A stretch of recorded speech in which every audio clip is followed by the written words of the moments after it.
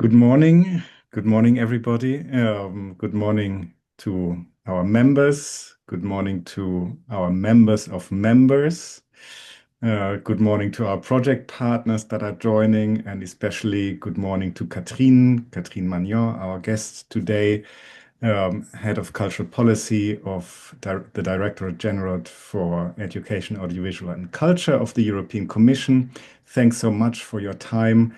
I will introduce the session a little bit, and I'm really happy that you agreed to be with us today to run us through this exciting new policy document, the Cultural Compass, that was published last week, and to discuss it with us.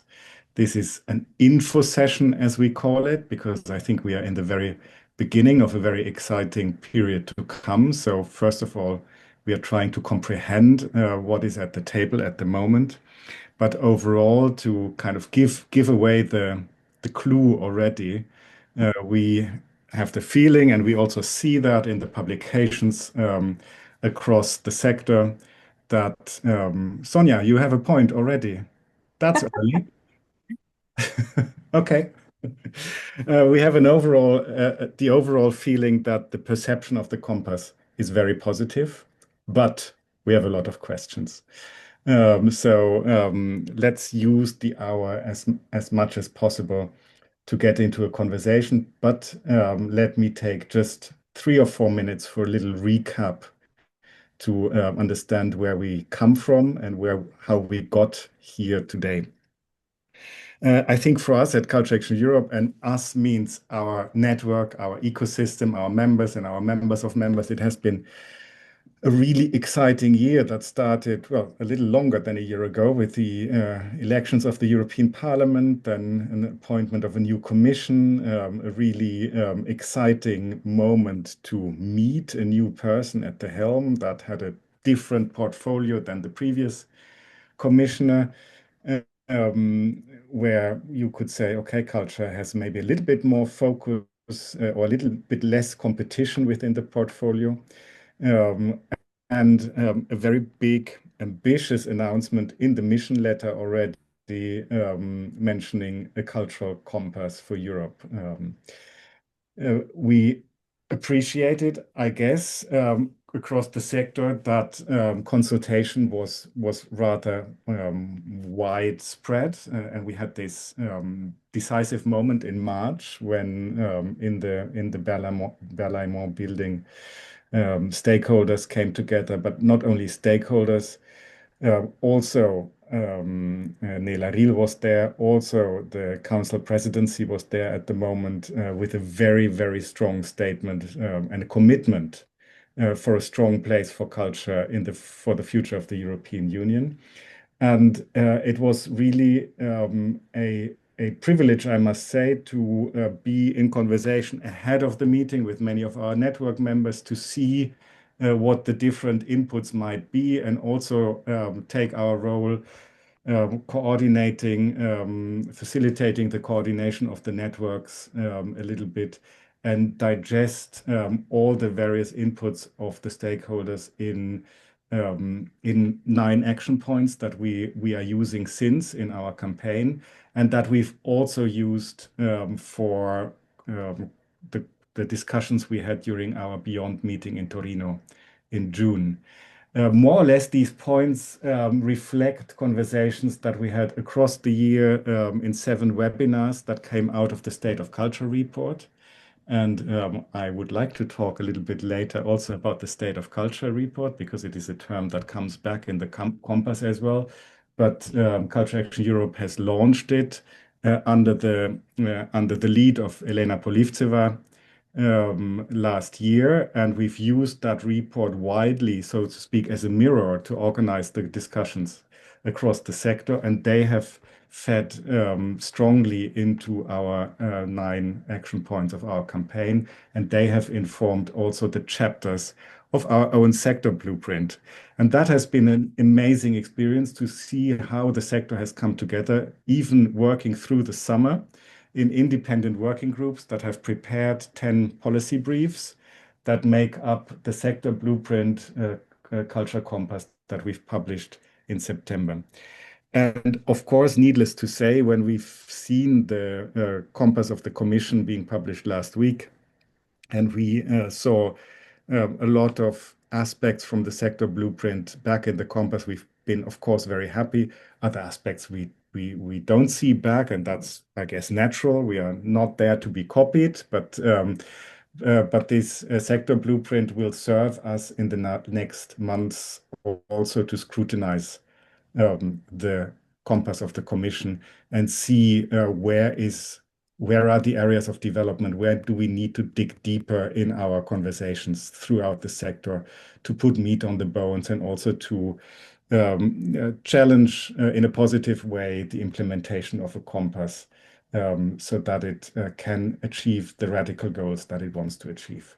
So this is a long story to say it has been a great ride in the last year, very exciting because we knew the expectations are high and the pressure was high, but also very exciting because it has been so rewarding to see how the sector came together and really, even in contested areas, was looking for complementary positions and put that together in a blueprint. And I was very happy last week that we had a short celebratory moment where the commissioner invited the authors of the sector blueprint to talk about the culture compass.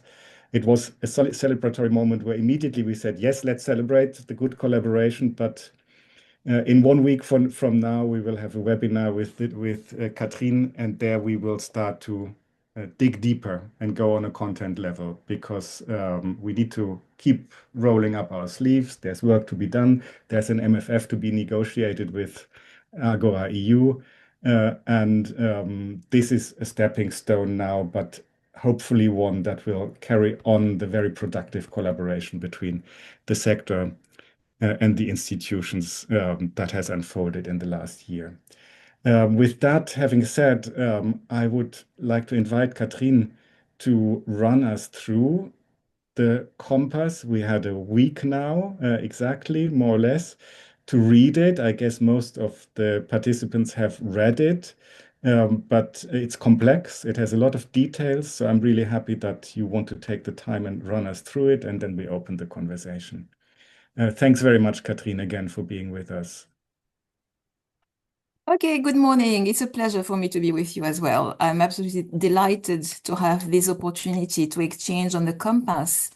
It's an initiative on which we've been working for, yeah, almost a year as well, and in which we've put, all our efforts, all our hearts, and we really want to be able to discuss it with you, go deeper, as you said, and also, hear your reactions and see what you welcome and where you have further questions.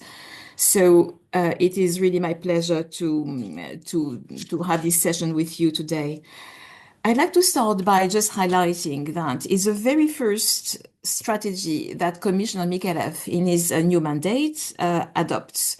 So it gives also an extra, dimension. The very first strategic document adopted by Commissioner Mikalev or under Commissioner Mikalev, and also the very first cultural strategy since 2018, right?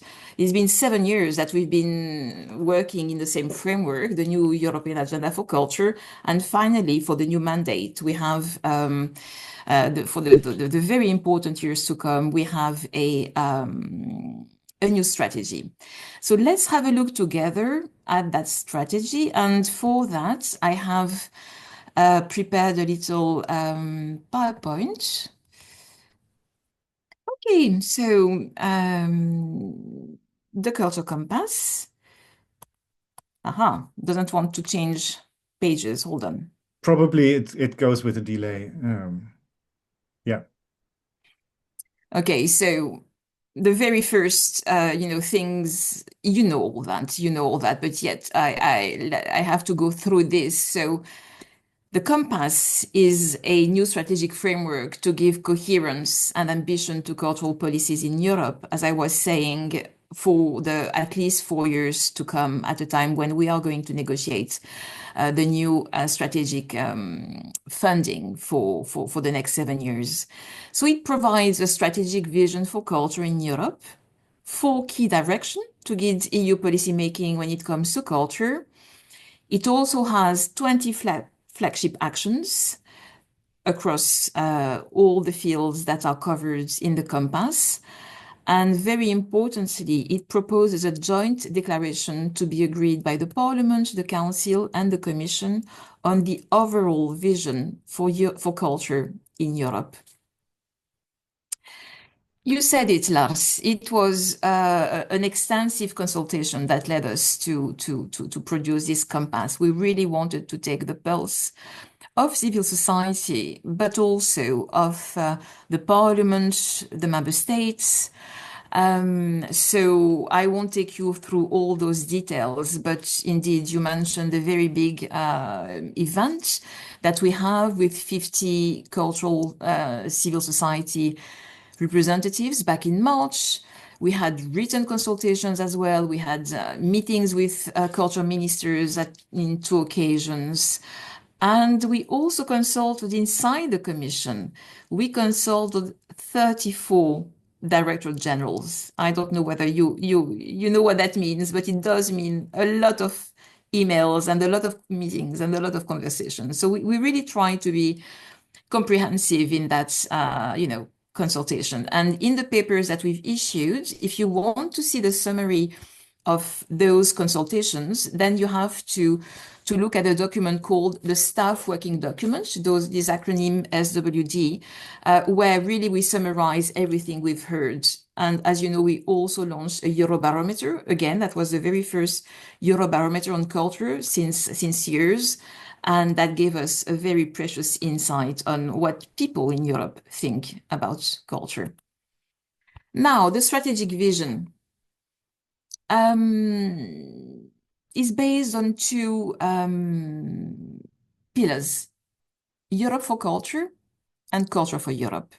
I will start with culture for Europe because this has been the direction we've been following until now, in a way. No, I mean, with Culture for Europe, we want to make sure that, everything that culture can bring for our identity, our social cohesion, competitiveness, can be fully expressed, can be fully leveraged.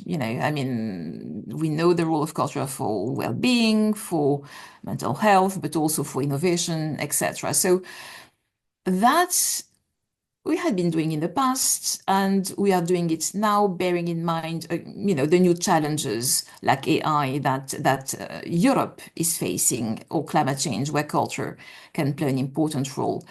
The new dimension, I would say, in the compass is Europe for culture.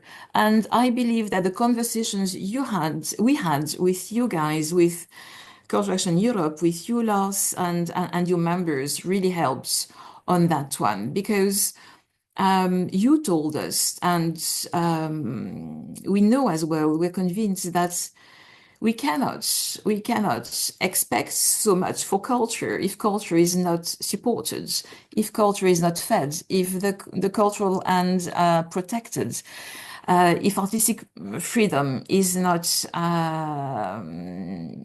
respected, if the working conditions of artists are not improved. So this very important pillar of Europe must be there for culture with proper funding and proper conditions is a very important and the new dimension, one of the new dimensions, I would say, of the compass. And it works hand in hand, as I said, with Culture for Europe. Now, let me take a sip of tea. So the 4 directions that we propose in the compass. The first 2, I have to say, are a bit of my, favorite. Why? Because they bring this humanistic dimension to the compass and to this strategy that I think was a bit missing in the previous strategies. So the very first direction is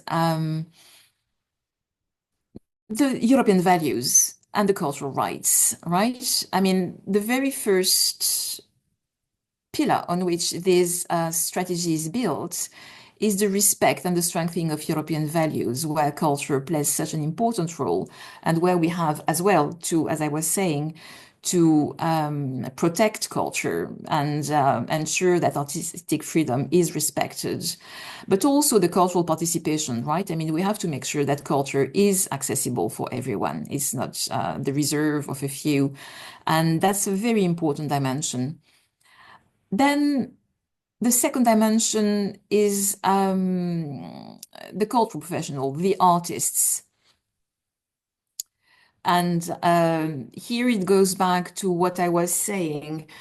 We can't have culture without artists. I mean, it's stupid, but it has to be said. And we have to really think how we can improve the working conditions of artists, which were always precarious, but even more so after the COVID, and also now, with the challenge of artificial intelligence that threatens jobs and work streams in many cultural sectors. So the second pillar is also about mobility of artists. It's also about the involvement of young people. But that's basically about, artists, professionals, and people. And then we come to the third pillar, where the direction is to go towards a union that is competitive, resilient, cohesive, and drawing for that on culture and cultural heritage. So here we touched upon, the digital transformation that the sector is facing, but also its role for regional and local development, for cohesion, for resilience and crisis, which since, with what's happening in Ukraine is the new dimension that was not there in the previous strategies for culture. We also mention here, illicit trafficking of cultural goods, but also the role of culture for climate change. So that's a very comprehensive third pillar, where here we are in the basket, if you will, of culture for Europe, the role of culture to strengthen our union. And the fourth Sorry, and last, Catherine. Sorry to interrupt. I'm really sorry. yes, There is something blocking your screen, and we all cannot see your presentation. So I think it might be our faces. If you can see a Zoom video on the right-hand side, if that can be either closed or moved, yes, that would be fantastic. Thank you. is that better, Maya? This is better. Yes, thank you so much. Okay. Sorry to interrupt. Thanks for telling me that. And then the last dimension is the international dimension, a very important dimension, I know, also for Culture Action Europe's member, where, I mean, we want to continue fostering fair and equal partnerships with the world outside the EU. And we want to revisit the strategy on external cultural relations, but also engage more deeply in some regions of the world. So 4 directions, and as Commissioner Mikhailov told us, when we were preparing and reflecting on the compass, it's a strategy where we build from the ground up, right? We start with the foundations, the values and the rights. We go to the people and the artists, and then we can expand and contribute further to the European Union policies through culture. What are the key actions? You know them, you've read that. So a joint declaration, we will discuss them, I'm sure. A joint declaration to be signed by all institutions, a report on the state of culture in the EU, a structured dialogue with the cultural stakeholders, a data hub, and many more, many more. We have 20 flagship actions, a charter for the artists, new ways to make cultural heritage more accessible to young people, more on culture and health and well-being, also an AI strategy for the cultural and creative sectors, and also finally, but not least, EU guidelines on strategic investment in culture. So I'm now reaching my final slide, and we can start a discussion. So we've started discussing with you, civil society. We will also present the compass to our member states and to the council, to the ministers of culture at the end of November. We have started reflecting on how we're going to implement all these actions, and we hope to see very soon an agreement on the joint declaration with the Parliament and the Council. Ideally, we'd like to be able to reach that point at the end of the first semester of next year. With this, I am ending my presentation. I'm stopping sharing, and I'm back on screen, and Thank you. would love to hear your thoughts and reactions. Thank you. Thank you. Thank you so much, Catherine, for sharing this. And there is a first question in the chat, which is very practical, whether you would share this presentation with us, and then we can put it on the website as well with this recording. Is that okay, Catherine? Sure. Yeah, so everyone can look back at the slides afterwards. I have a whole load of questions, and I thought I'd take the privilege of moderating and ask them first, but I'll refrain myself to only one question before opening up, because it is just burning on under my nails, and it is about the State of Culture report. I mean, firstly, of course, also because of the title, because I think probably you could have thought of dozen different titles, but you've been choosing the title that of the report we have published last year, and that we will publish again next year, and that we will publish again 2 years later, also as part of our Creative Europe funded network application.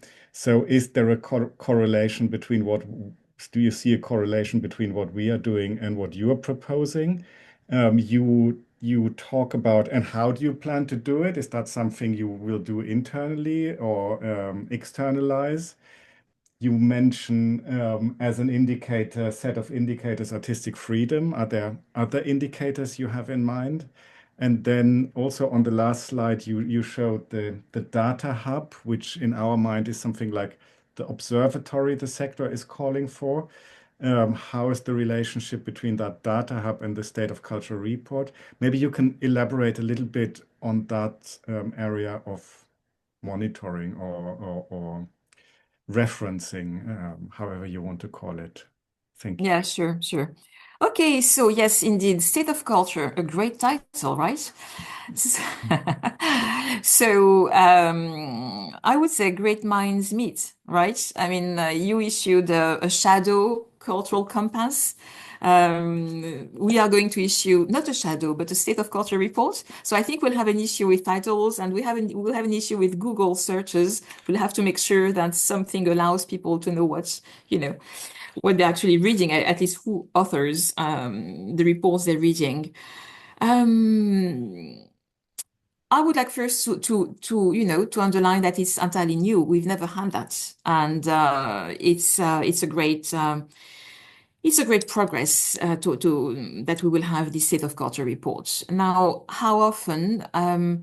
We said periodically, again, referring to Commissioner Mikelev and his wisdom, I mean, we have to start, and then we'll see. We'll see whether we can't. We'll see how often we can produce it, but certainly we want it to be periodical. And at the beginning, it won't be every year. That will not be possible. How do we want to do it? Well, all that is being discussed at the moment. So it's a conversation we're having.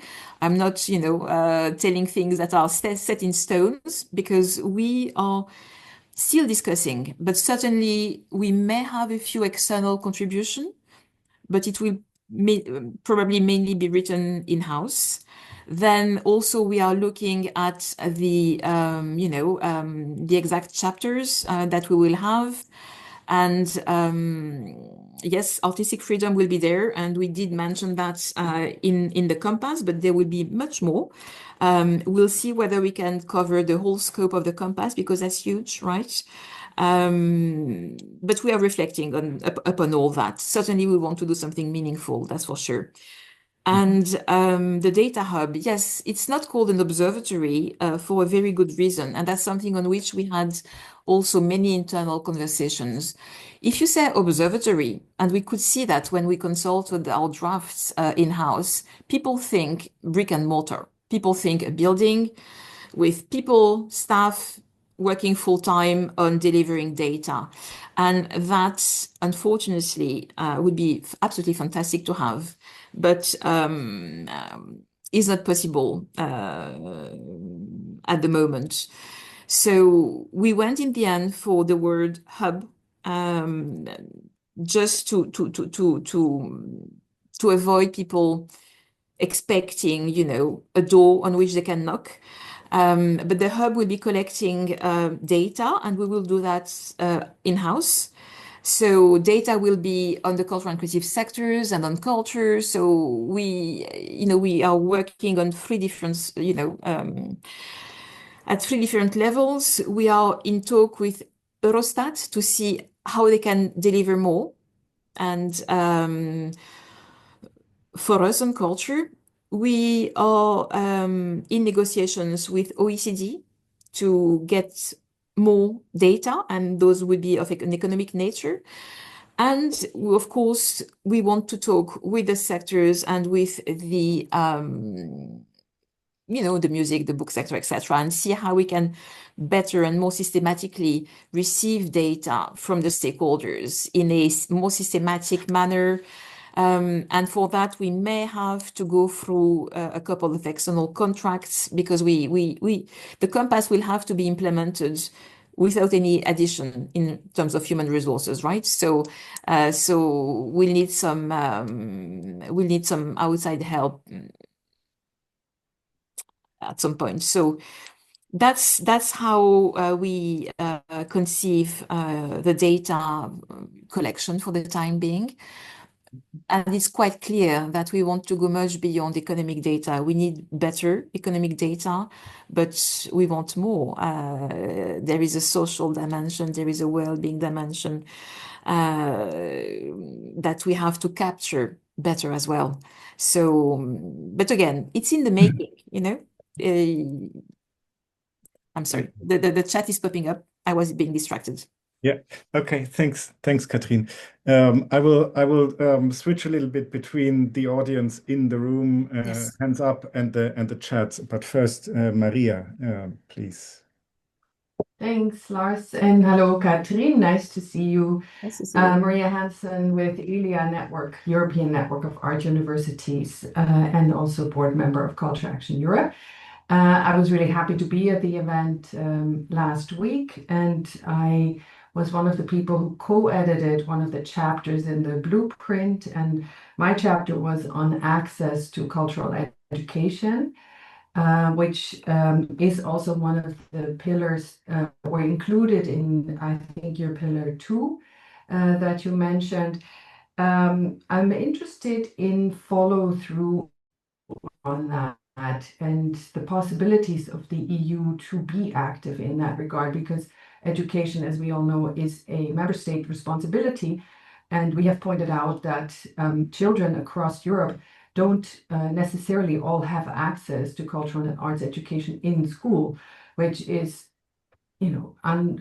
unthinkable if you've grown up in one of the countries where that is so normal that we all sing and we draw and we make things and so on. But this is not mandatory across Europe. And I know you know that. And it's really fantastic that it's an important point in the Culture Compass.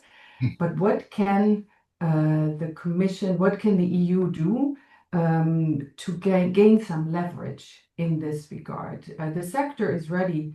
There's lots and lots of stakeholder networks that are ready to work with you on this.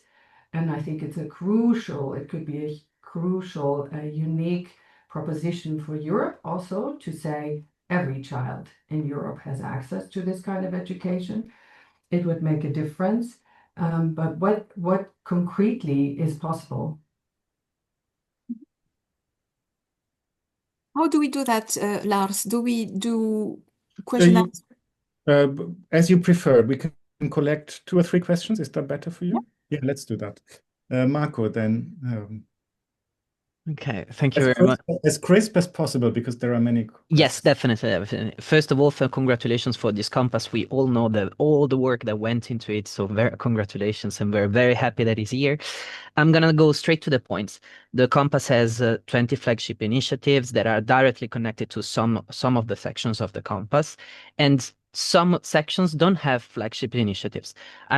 One example is the illicit trafficking sections that states the importance to fight against this crime, but then we do not have the proposal for a concrete action. My question is, can we see an evolution of this compass document, of this strategy? There will be an evolution, or can we envisage an evolution where we see concrete actions proposed for some of the sections that are already present in the strategy? Okay, thanks, Marco. And let's take a third question. And Irene, don't be mad at me, but I'll skip you for a moment because Elia has been speaking, and I'll give the word to the MC. Katharina is first. And All right. Yeah. Thank you very much. Thank you for the presentation. I have a general connected to a very concrete question. So rather, with all the many initiatives that are proposed, how you envisage the sector to be involved in the development, and concretely, I would like to know more about the EU Artist Charter that is planned. I know that there will be a roundtable on working conditions in December with Commissioner Mikalev. Kind of who will be invited to these events, how and also in the process forward, how will this work? I think it's important to include the sector, and especially also beyond the networks, for example, that are funded through Creative Europe, because there's many more out there. And how do you plan to involve the sector in these initiatives? Yeah, thank you. okay, maybe let's keep it to these 3 questions. Otherwise, it gets too much. Catherine, over to you. Absolutely. No, I mean, all of these are great questions. So Maria from Milia, thank you very much for your question. And personally, that's one of the, of the area which I think is indeed the most important. If you want to, I mean, be serious about access to culture and cultural rights, I mean, indeed, you have to start in school. It's a question of social justice. I mean, there are kids that are not exposed at all to culture and art in their family backgrounds, and culture has an absolutely essential role to play. You can see that I'm a daughter of a teacher, right? But that's for me very important. So and that's important for the kids' personal, development, but also, as we know, for mental health, and we know the mental health issues are growing amongst children, that many of them, and many of teenagers, I learned that recently, are using AI for companionship, and that's growing. So we do have to have culture in school. And what can we do? I mean, we've got, of course, as we have the tools we have in culture and education where we cannot legislate. So we have, working with member states on sharing best practices, and launching projects, funding projects for Creative Europe and Erasmus Plus. And also in the Compass, you've seen that we have a number of areas we want to develop to give better access to cultural heritage to young people through Discovery You, through new schemes that we will put in place. So that's how we're going to respond to that dimension. Now, Marco, illicit trafficking, and your very good question on there are 20 flagships, but not every part of the compass is covered by a flagship. Indeed, because there are work streams underway. And illicit trafficking is a very good example of a work stream which hasn't been waiting for the compass to start. I mean, as you know, we have the action plan dated, which was adopted in 2022 to fight illicit trafficking of cultural goods. And that has given ground to many actions. You know of the many Horizon Europe projects on the topic, and some of them you are implementing. We have a dialogue with the out market. The next meeting will be in January. We have studies underway that will be, published soon. We have adopted legislation because there we could on the import of cultural goods. So it's a work stream which is underway and will continue, right? So that's why for that one in particular, there is no flagship, but certainly there is a work and a lot of work that is being carried out and which will continue. Katharina, how can the sector be involved? Well, you have seen that the Compass foresees a regular dialogue with the cultural and creative sectors, with the sector. So certainly you will have this annual conversation. And then specifically on specific projects, we will be consulting deeper. And indeed, the Charter for Artists' Working Condition is one of those topic on which we will have a more, vertical, meaning specialized series of conversations. And we are starting on the 8th of December with the roundtable that will be hosted by the Vice President Minzato and Commissioner Mikhailov.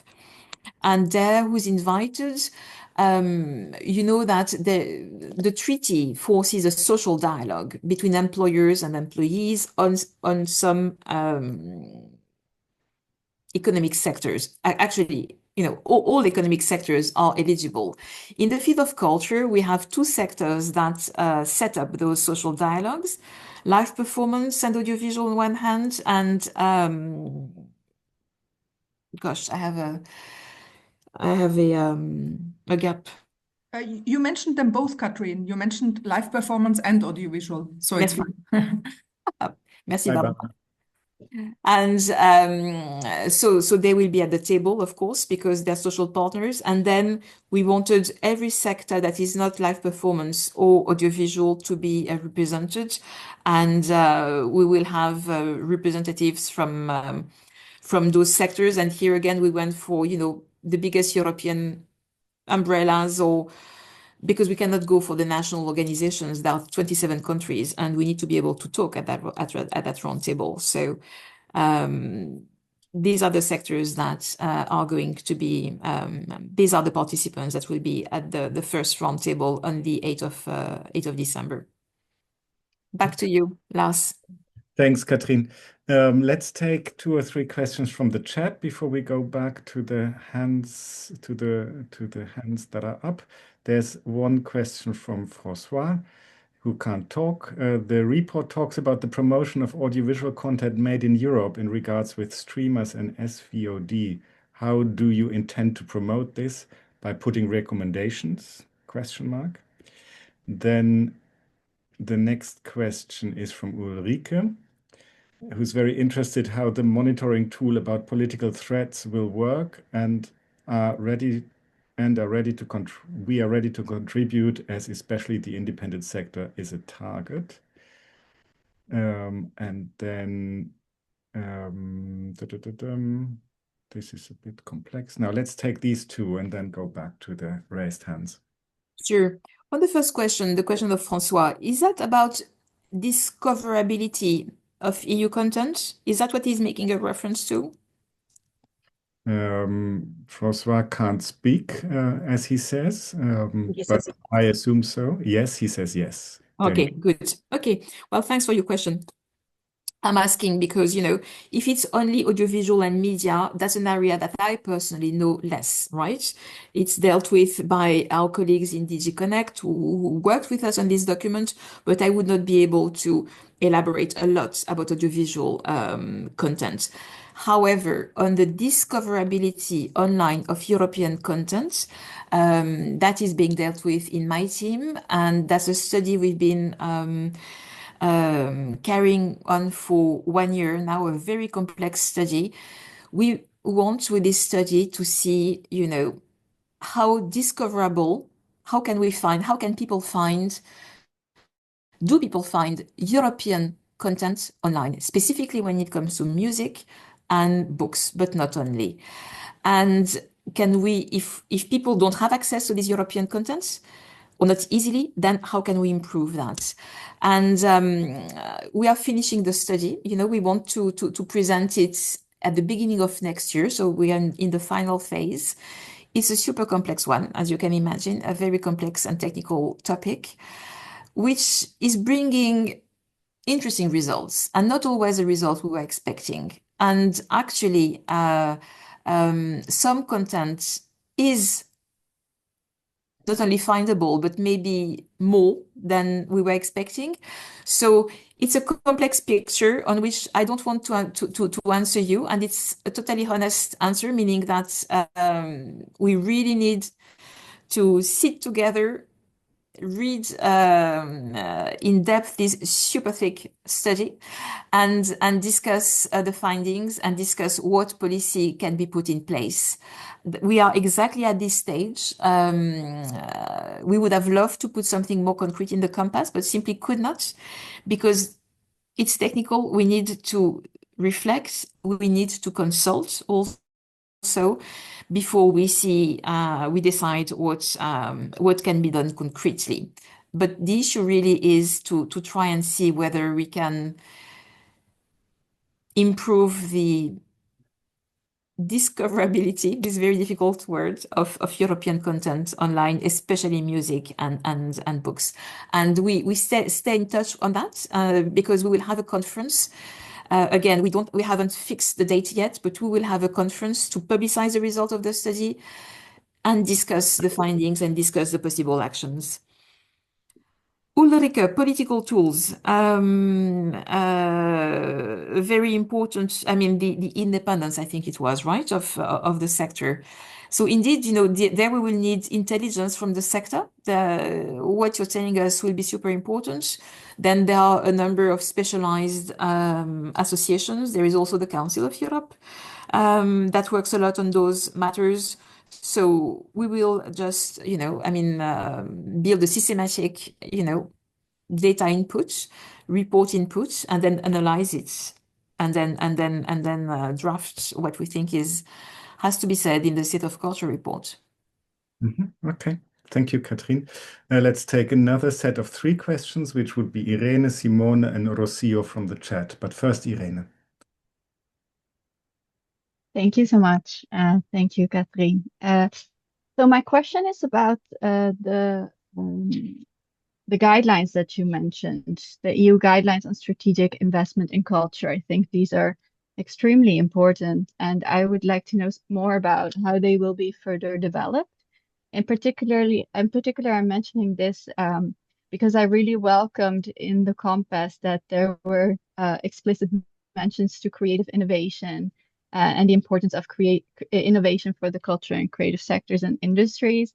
At the same time, I still see room to improve how this would be made actionable and concrete. There's still a lot of focus on the tech element of this and the AI element, which are crucial, of course, but I think are not the full picture of the potential of innovation in the creative sphere and artistic innovation. And so I feel like this could be something that we could still have a further dialogue on, and it's really important to see this included in these guidelines. And I was wondering what the next steps are in this sense. Thank you. Thank you, Irene. Simone. Thank you so much. Also, thank you, Catherine, for being here and for answering our questions. I might be a bit repetitive, and maybe I didn't understand everything. Just following up also on Katharina's question. So there is the structured dialogue included in the compass starting in Q3 in 2026. And you were also mentioning, and maybe I just didn't understand or don't understand, annual conversations. So that these would be part of involving the sectors or the civil society more.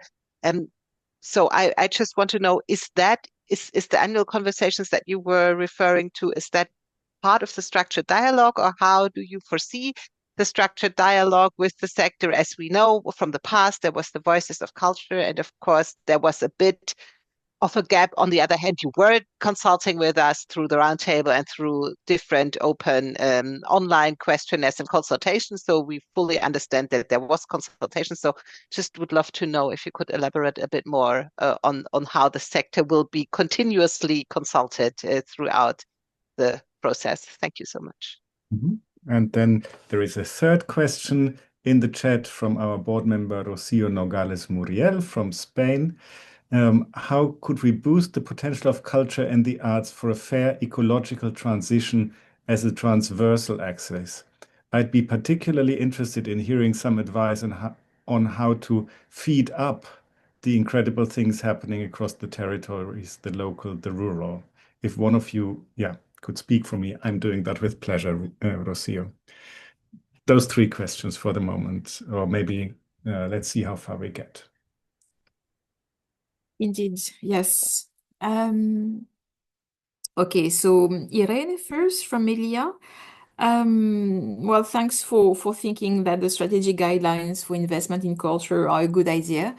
I want to highlight that in this last part of the compass, we really cover everything, right? I mean, the funding from Agora EU dedicated to culture, but also the funding that we want to see going to culture from other funding programs in the MFF, the new one. And here I want to highlight the timing. I'm very, very happy that we issued this cultural compass now, because that's well on time to anchor and position culture, strategically, so that the whole gamut of policies to which culture can contribute is there, explained, so that when there are negotiations on the new financial framework, both the sectors and member states can play their part in making sure that there is funding for culture, not only in Agora EU but also in the Competitiveness Fund, in the Future Horizon Europe, etc. And then we want to go further with those strategic guidelines, meaning we want to look at public and private partnerships, at philanthropy, what it could bring to funding culture in a more systematic manner, because we know it's needed. It was not done enough in the past, at least at European level, and we need to go further. Now, you highlighted artistic innovation in particular. So indeed, it's an important dimension we have to keep in mind, not only the funding of tech and AI. And thanks for reminding us of that.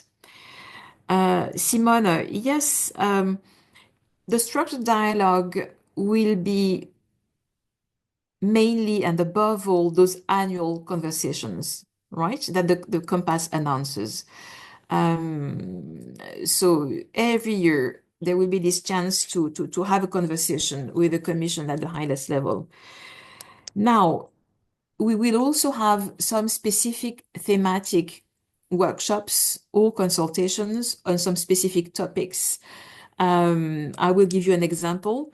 We have announced this strategy for the cultural and creative sectors in the context of AI, artificial intelligence. We want to have a dedicated consultation on that topic. And that dedicated consultation we will hold in the beginning of next year. So there will be and it won't be at political level. It will be at the level of my team, right? I mean, at a more technical level. So you'll have an annual dialogue wide and at political level, and when we need it more specialized workshops or consultations. And Rocio, ecological transition. It's such a wide topic. How can I cover that in a few minutes or a few seconds? Because I see we are getting closer to the end. Culture can play a tremendous role. Culture is shaping our behaviors, our emotions, and we know that, it's essential to anchor this ecological transition into reality and into daily life. But what I'm saying is only one facet, really. There is so much. So what I want to say here is that we had an expert group with member states, which worked for 1 year and a half, ministries of culture and ministries of environment together.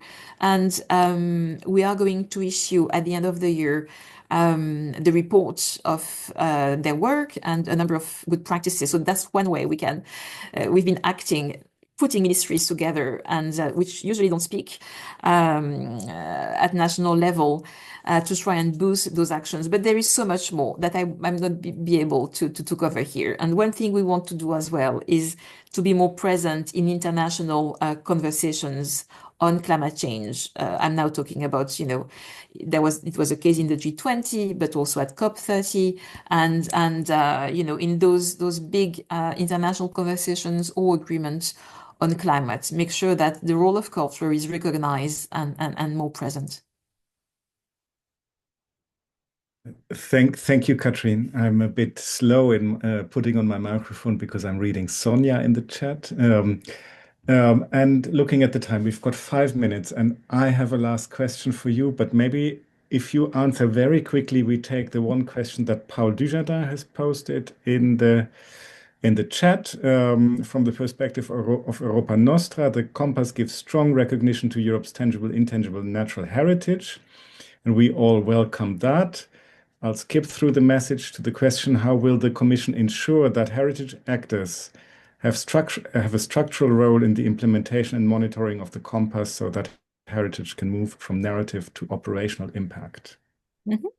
Yes. So when I answered Simone's question on the structured dialogue and this annual policy conversation, of course, heritage actors and professionals will be there as they should be, like all the others. Paul, you also know that we have on cultural heritage a regular dialogue. We've got an expert group on cultural heritage that has been meeting since the European Year of Cultural Heritage since 2017. So if there is a sector on which there is a well-established channel of communication, that really is heritage. Yeah.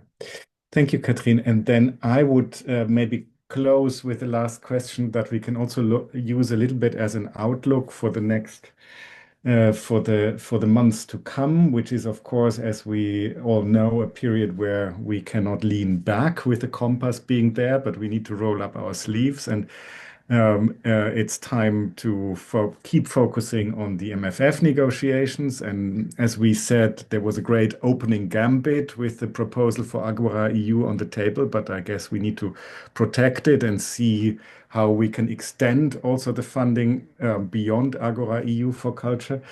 But there's also a work plan for culture coming up next year.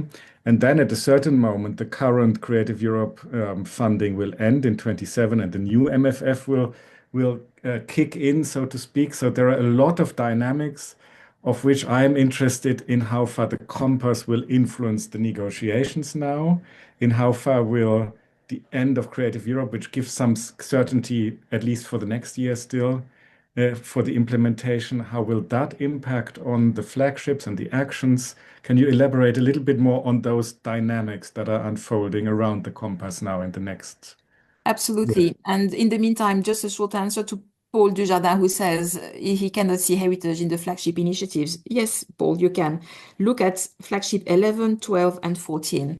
Now, coming back to Lars' question. Lars,